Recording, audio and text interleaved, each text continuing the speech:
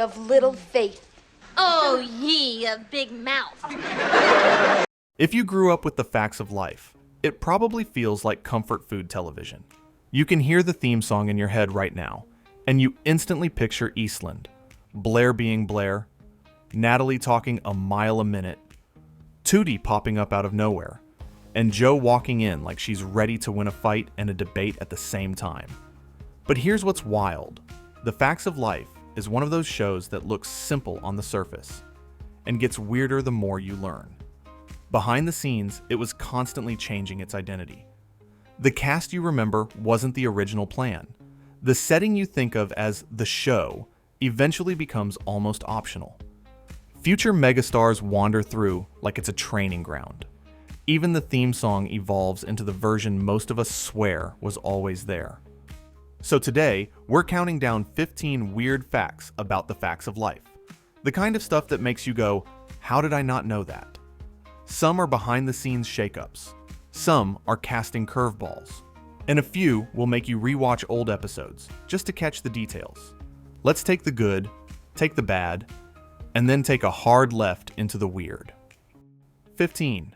It was born as a Different Strokes spin-off, and you can still feel that DNA. A lot of people remember The Facts of Life as its own universe, but it didn't start that way.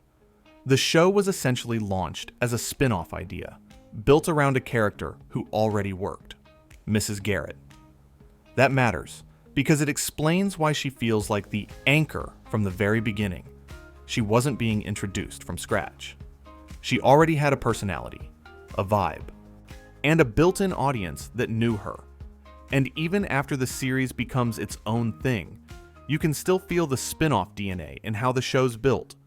It's character first, not concept first. It's less, here's a school sitcom, and more, here are these personalities. Now, let's throw them into situations and watch sparks fly. It also helps explain something that becomes a superpower later. The Facts of Life gets really good at pivoting without collapsing. Because from day one, it was designed to transport a familiar piece into a new setting. Once you realize that, all the later reinventions make more sense. And trust me, reinventions are basically this show's hobby. 14. Season 1 wasn't the core 4 yet, and NBC trimmed the roster fast. Here's the biggest illusion of the series. We all remember the show as Blair, Natalie, Tootie, and Jo. But Season 1 didn't play it that way. Early Facts of Life had a larger ensemble of Eastland girls, and the show tried to make the school feel like a full ecosystem instead of a tight friend group. The problem is, sitcom chemistry doesn't always cooperate with good intentions. When you have too many students competing for screen time, the show can feel scattered, like it's constantly resetting who matters from scene to scene. So after the first season, the series made a ruthless but smart decision. It streamlined. Characters who seemed like they might be long-term fixtures simply disappeared, and the show recentered itself around the group that popped the most. That kind of move would be controversial today, but back then, it was more common to reshape a show after you saw what actually worked on camera.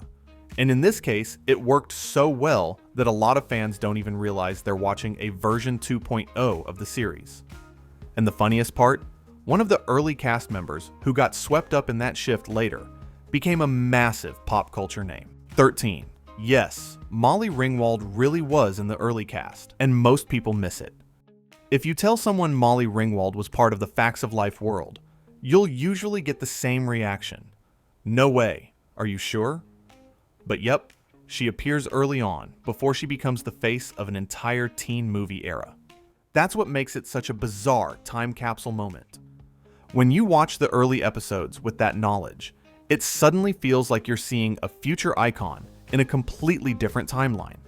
No prom drama, no John Hughes glow, no cultural mythology, just a young actor in a show that's still figuring out what it wants to be. And it also underlines how the Facts of Life functioned like a revolving door in its early phase. The show was experimenting. It wasn't locked into the cast the way we assume it was. People came in, people phased out, and the series kept moving forward as if that's exactly how it was supposed to happen. If you're the type who loves spotting future stars in unexpected places, this is one of those rewatch with eagle eyes facts. Because once you know she's there, you start noticing how many other familiar faces pass through the show's orbit over the years. Which brings us to the biggest "how is he here?" casting surprise of them all. 12.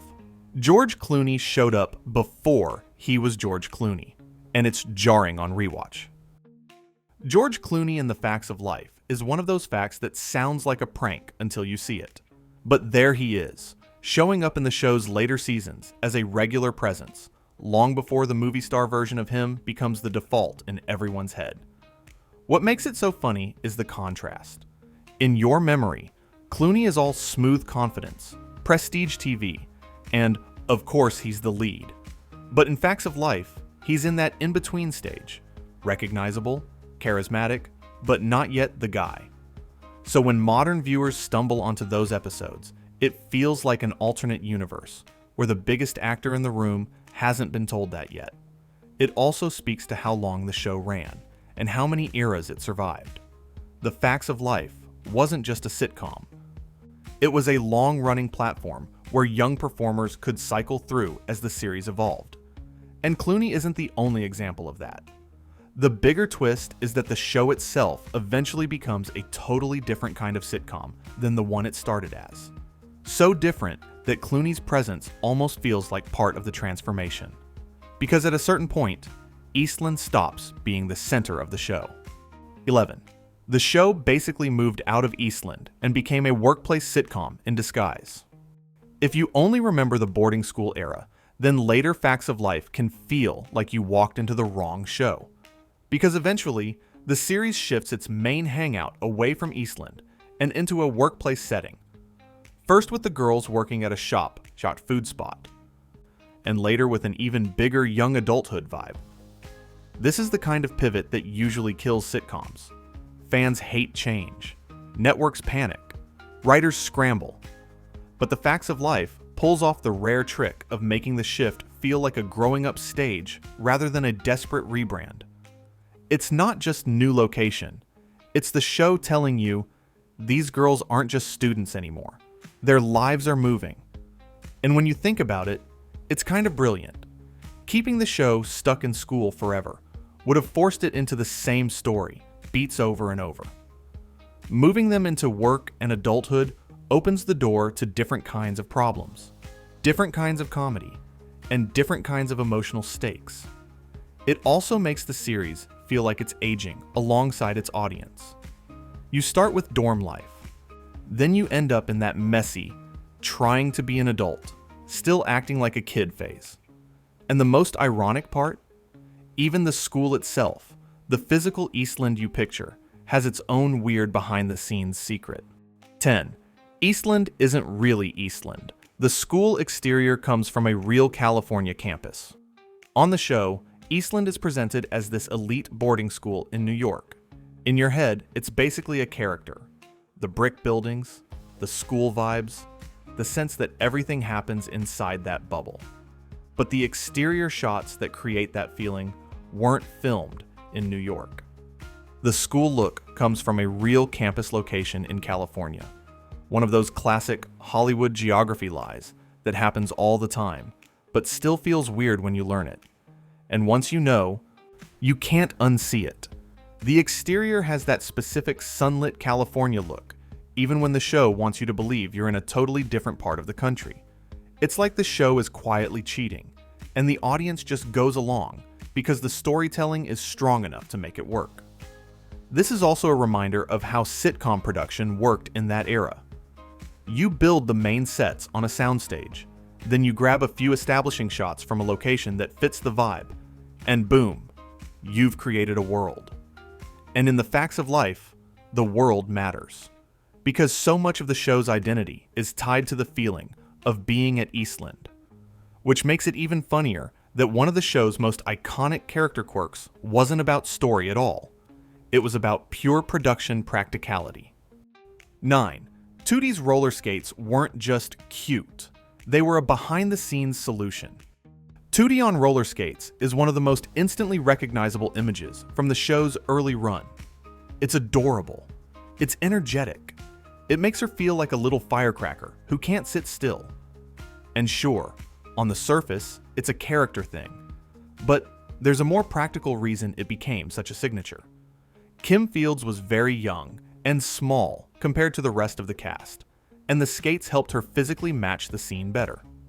It's one of those classic TV tricks where something becomes a personality trait because it solves a problem in framing, blocking, and camera staging. It also makes the show's early episodes feel even more like a hybrid of Kid World and Teen World. Tootie brings this youthful energy, and the skates amplify it. She's literally moving differently than everyone else, which makes her stand out even when she's not the loudest one in the scene. And here's the best part. The audience accepts it instantly. Nobody's like, why is this child constantly rolling around a boarding school? You just go, oh yeah, that's Tootie. That's the magic of sitcom logic. And speaking of magic, the show's theme song feels like it was carved into pop culture permanently, even though it didn't always sound the way you remember. 8.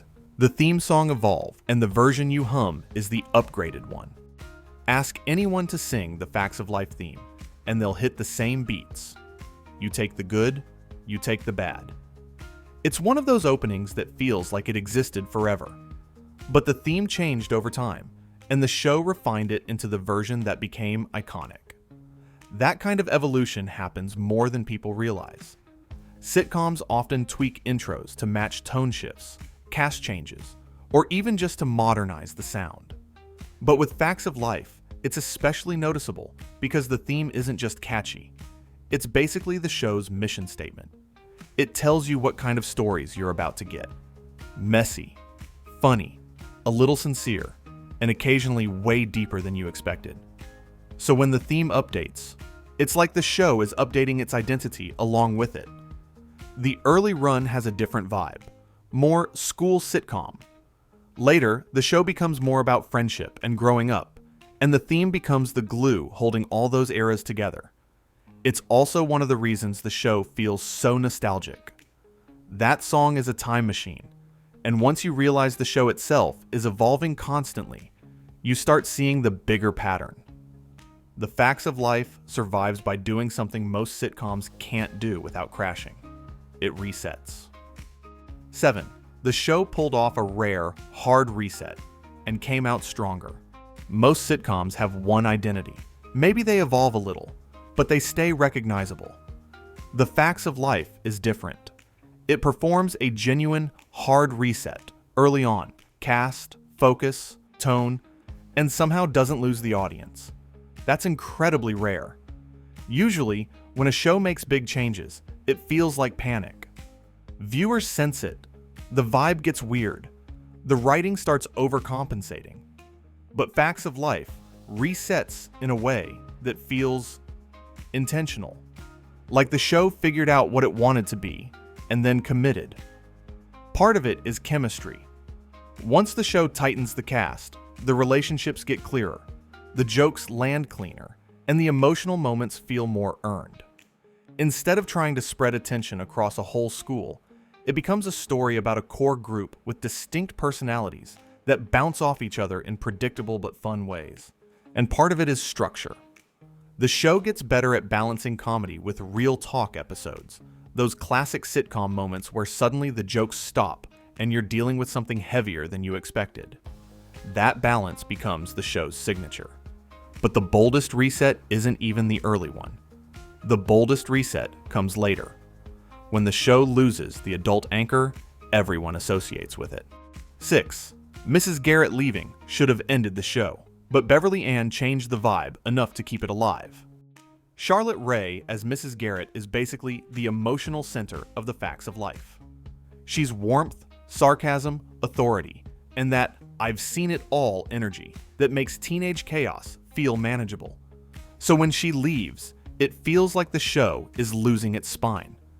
And realistically, most sitcoms would collapse right there. Because you can replace a side character. You can even swap settings.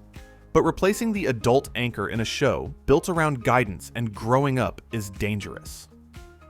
Enter Beverly Ann, played by Cloris Leachman.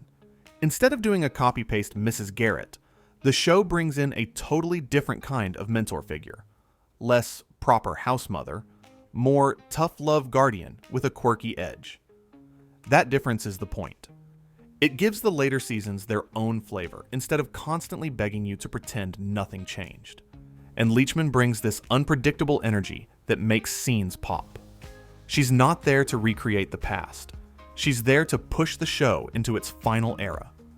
Whether you prefer Mrs. Garrett or Beverly Ann, the weird fact is this: the show survives a move that should have killed it.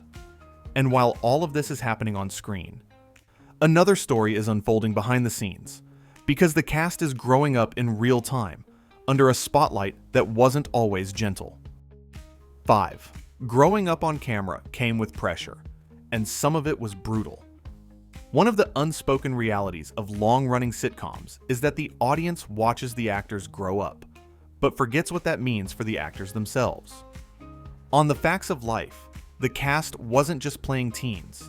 They were becoming adults in public, while the industry did what the industry does: comment, criticize, and obsess.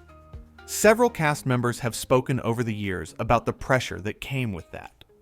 Not just acting pressure, but appearance pressure, weight, styling, the expectation to look camera ready, even while your body is changing, and your life is changing, and you're still trying to figure out who you are. And it's especially intense on a show that's marketed as wholesome. Because when the vibe is family friendly, the scrutiny can get weirdly strict. You're expected to represent this clean, relatable image while still carrying the stress of a professional job. It also adds an extra layer to rewatching. Some of the show's best moments are about insecurity, identity, and trying to fit in. And knowing the actors were dealing with real-world versions of those pressures can make certain scenes hit harder.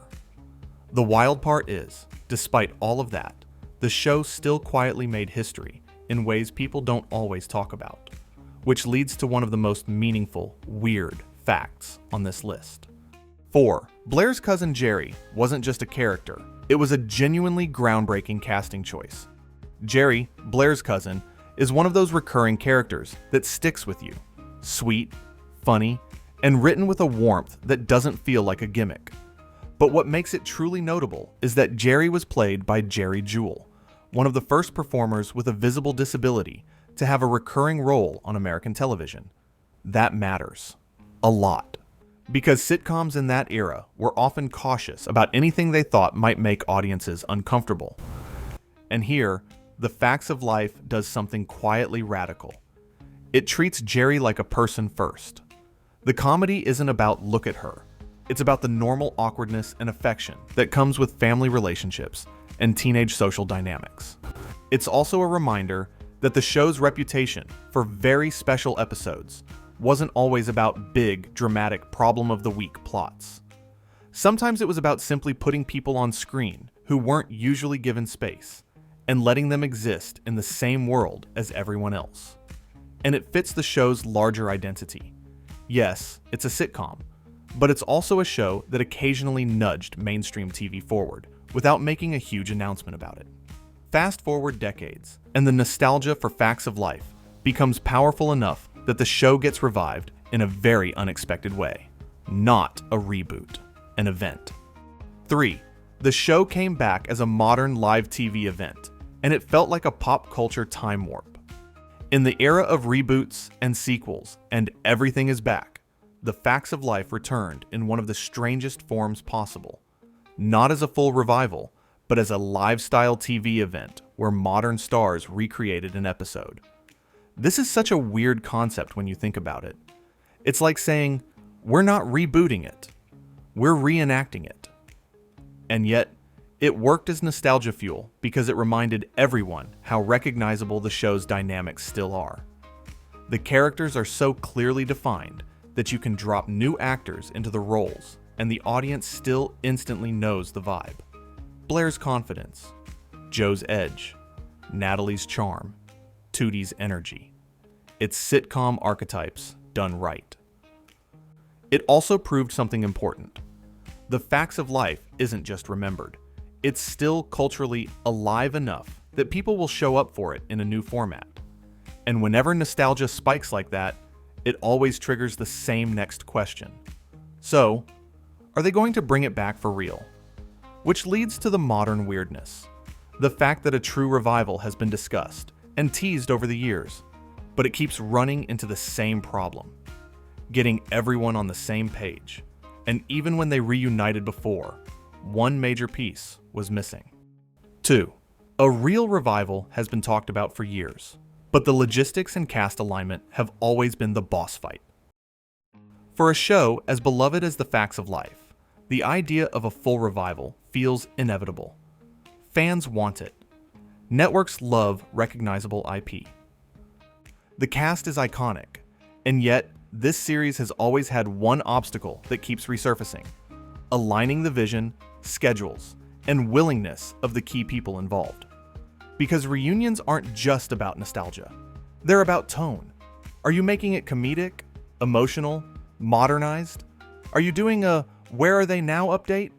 Are you bringing everyone back or just a few?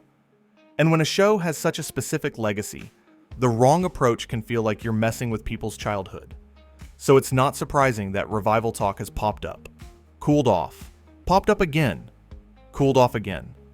Sometimes it's scheduling. Sometimes it's creative direction.